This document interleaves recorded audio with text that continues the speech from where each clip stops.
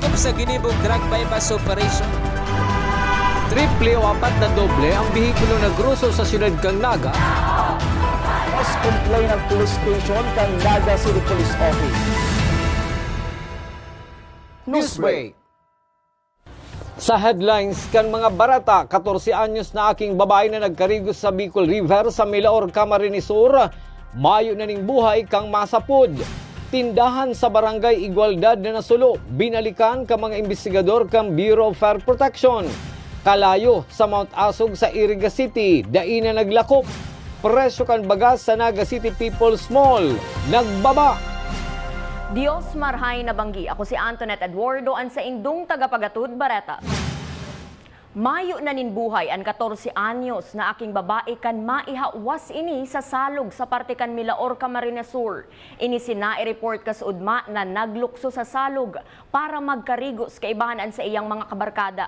Alagad sulamenteng siya lang ang nagkarigos mantang daiman ini tatao maglangoy. Ang detalye sa report ni Melvin Machado. Matapos na day mahanap ang bangkay kang 14 anyos na aking babae na si Marimar, residente kang barangay San Miguel, Milaor, Camarines Sur, Kasudma, tulos pinaghasi kang MD Araremo Milaor kasubagong aga sa pamamayo ni MD Araremo Head Edwin Ulitikit ang search and retrieval operation. Kabali sa nagtatong kadipisilan sa paghanap sa biktima, iyang dakol subuot na water lily. Kadipisilan kita, grabe ang water lily ang Bicol River. Halos dahil makalusot-lusot. Si Coast Guard nga ni, dahil sila makalusot sa may tulay kasi pano ning water lily. And siguro, ibabaylan na lang nila so watercraft nila, hindi lang ibababa sa may burong-burungan. Alagad pasado alas 9 nin aga, nainformaran ang grupo kang MD Araremo Milaor as in Philippine Coast Guard na nasapod na ini kang sa iyang mga partidaryos na nagahanap. Sobra man ang pagmundo kang pamilya kang biktima kan maaraman na nakuha na ang lawas ka ini. Batch 9 na sir, batch 9. Mga saliring tao man lang, ang nakakuha. Nagpupulang magkuyan, maglataw so hawak, hinawas kang aki. Nagpupula siyang pero pa siya. Balanban pa, sabi ka balanban pa ang hawa, pero nagpupula siyang maglataw. Ini man ang primerong insidente ng pagkalamo sa salog sa parte kang Milaor, Camarines Sur ngunya na taon 2024. Para sa One Media TV 48 Naga, Melvin Machado, Newsbreak. Mientras tanto, sa laog kan bulan na ini tulong magkakasuway na insidente nin pagkalamo sa salog ang nairehistro. Duaan nangyari sa Naga asin ang pinakahuri ang sa Milaor, Camarines Sur. Uyaan sa kuyang follow-up report. Sa laog kan bulan nin Abril, tulong insidente nin pagkalamos ang nangyari sa Bicol River. Dua digdi ang nangyari sa barangay Mabolo, syudad ni Naga. Sarong para tricycle na yaon sa impluensya nin Arap na nagkarigo sa salog. An ikadua, sinaglukso na residente kan barangay Tarusanan, Kamaligan, Camarines Sur. Pareho ining pinagbawian nin buhay. Anhuri iyo ang pagkarigos kan data taong maglangoy na 14 anyos na taga Milaor, Camarines Sur. Huli kan insidenteng ini, may pangapodan ang pamayukan MDRRMO Milaor na si Mr. Edwin Ulitukit sa mga magurang kan mga nakaistar sa gilid kan salog. Pagirumdum po sa mga magurang, paki-advise man po kan mga aki nindo na dahil pagpara karego sa salog o kaya magkarawat sa parte kang salog. Hindi kita nagkakaiguan ng rimalaso pag may nagkakalamos. Para sa One Media TV 48 Naga, Antoinette Eduardo, Newsbreak. Padagos sa mga bareta, sarong tindahan sa Barangay Igualdad, syudad ni Naga, harani sa Naga City People's Mall, nasulo kasubanggi. Ang detalye sa report ni Melvin Machado. Pasado alas 6 kasubanggi ka maresibi kang Naga City Central Fire Station ang apod na may nasusulong tindahan sa Barangay Igualdad, syudad kang Naga, likod kang Naga City People's Mall. Asin ini ang sendang inabutan.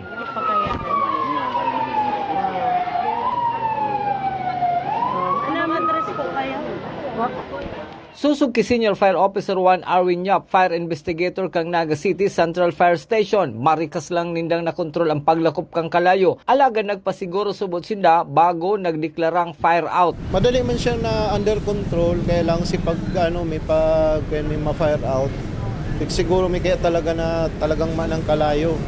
Tapong babayaan ming ni aso-aso pa, tapos sa ratyang kay Marikindin, mapalik na naman kami. Kaya medyo nahaloy kami sa banggi sa pag-ano ta. Siniguro ming makukuha mi si Kalayo sa irarom kan si nakakasurulong. Sa kasulong nangyari, kabali sa pinaghihiling na pinagikanan kang Kalayo, iyo ang linya ng kuryente. Dahil pa sure pero ang sarong pigpuken mi digdi, pwedeng anuhan mi digdi, electrical, saro yan. Ayan ang sarong mahiling min pwedeng ano. Since ang building na ni medyo luma na din, so yun sa pwedeng penunta. Baka si electrical niya luma na din or mga nakakuyang kang mga ipis. So rin sa recheck ta. Kabali man sa nakapagresponde ka subanggi, iyo mga fire volunteers kang Chinputong Nagawait Asiman, Bureau of Fire Protection sa Camarines Sur. Para sa One Media, TV48 Naga, Melvin Machado, Newsbreak. Mientras tanto, nasisibot man ngunyan ang Bureau of Fire Protection sa syudad ni Naga sa pagresponde sa mga grass fire. Susug kay SFO1 Orwin Yap, Canaga City Central Fire Station. Kasuudma, may tulong insidente nin grass fire sindang pinagrespondihan asin kanakalis na aldaw. Uminabot sa 7 grass fire incident an sa indang pinagrespondihan. Aral daw talaga, pigre-respondihan mi, grass fire. Dahil sa sobrang init. Actually, sugma ang na-respondihan ming grass fire, aros mga tuloy yata ito. Kansarong aldaw, nakapito kami ng grass fire na ano. Padagos sa mga bareta, alas 12:51 nin hapon kasuudma kan ideklarang mayo na nin Kalayo ang nasulong parte kan Mount Asog sa syudad nin Iriga. Sa post kan Civil Defense Bicol Region, naging posible ini huli kan pagtatarabangan kan MDRRMC kan Iriga as in Buhi, Camarines Sur, PDRRMC, Regional Disaster Risk Reduction and Management Council, as in manlain-lain na opisina kan gobyerno, pati na mga volunteers. Presente man kasuudma si Office of the Civil Defense Regional Director Claudio Yucut. Sa pagbabalikan news break, presyo kan baga sa Naga City People's Mall nagbarato. Iyan asin iba pang mga bareta sa pagbuwelta kan One Media TV48 Naga News Break. Dakop sa ginibog drug bypass operation. Triple o 4 na doble ang bihikulo na gruso sa syudad kang Naga. Mas complain ang police station kang Naga City Police Office. Newsbreak. Flight attendants, prepare for takeoff, please.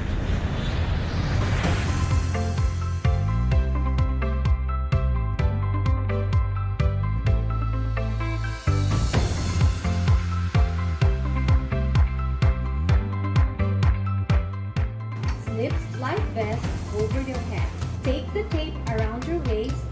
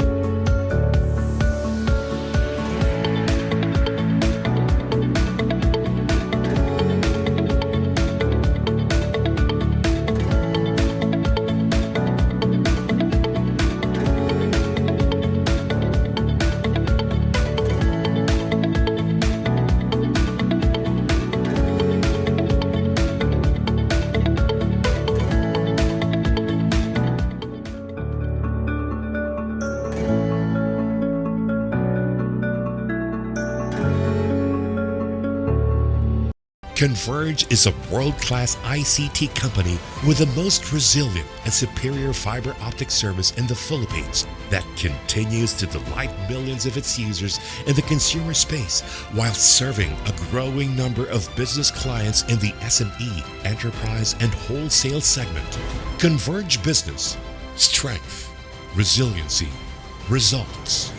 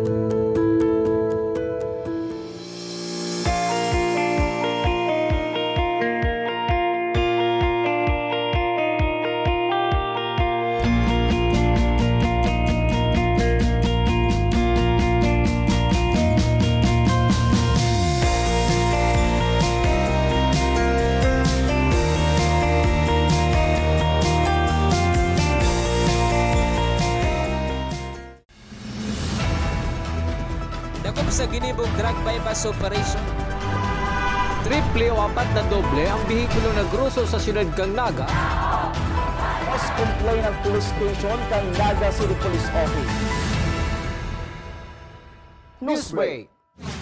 Sa pagpapadagos kan mga bareta, ang baratong presyo kada kilo kan bagas sa Naga City People's Mall ang resulta subuot kan sarabay-sabay na pag-ani kan mga paraoma kun kaya dakul ngunyan in supply nin bagas. Ang pinakahababang presyo mababakal sa kantidad na 45 pesos kada kilo ang laon na bagas. Igwaman in 49 pesos ang kada kilo.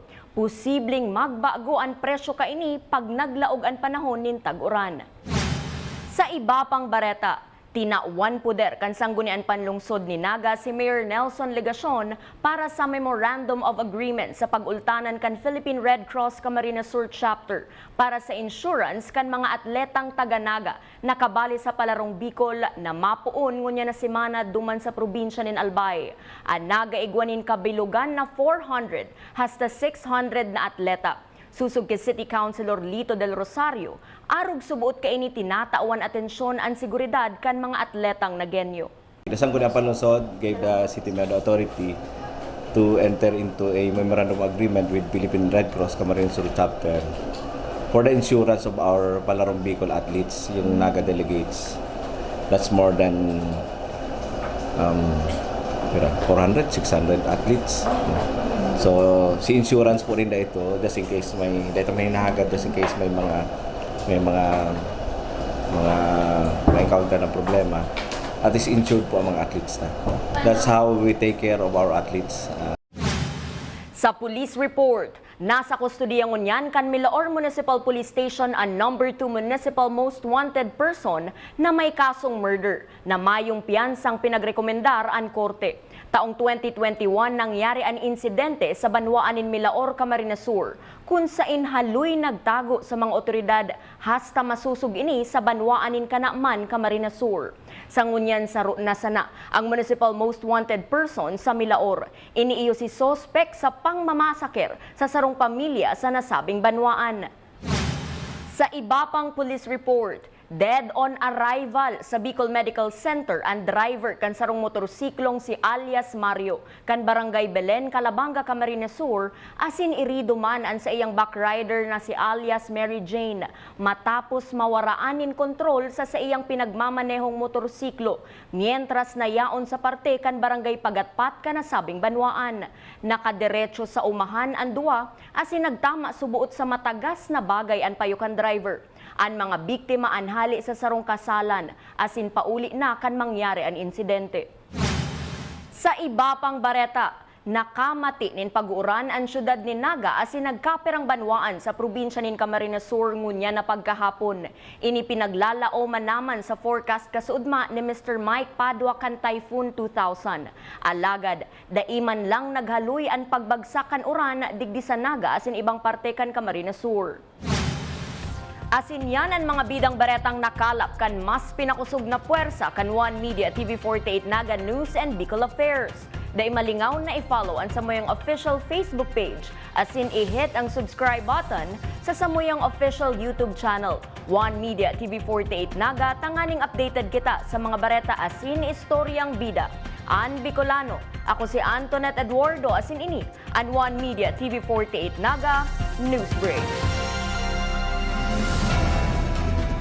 Dakop sa ginibog drug bypass operation.